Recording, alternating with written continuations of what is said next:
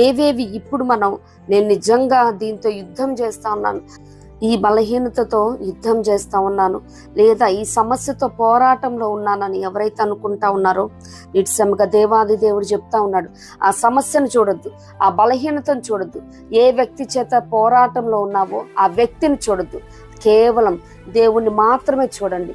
ఎందుకంటే ఆయన మనకి తోడే ఉన్నాడు. ఆయన మన పక్షంగా ఉంటే మనకి విరోధి ఎవరు? దేవునికి స్తోత్రం.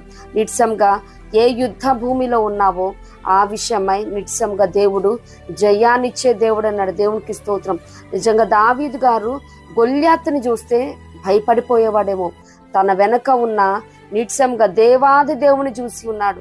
ఆయన నాకు జయాన్ని ఇస్తాడు, సింహం నుంచి తోడ నుంచి కాపాడిన దేవుడు ఈ జైంట్ గొల్యాతు నుంచి కూడా కాపాడతాడని నమ్మినాడు. కాబట్టి ఆ యుద్ధ భూమిలో నిశ్చయంగా చిన్నవాడు గొల్యాతుని ఎదుర్కొని జయాన్ని చూస్తాం.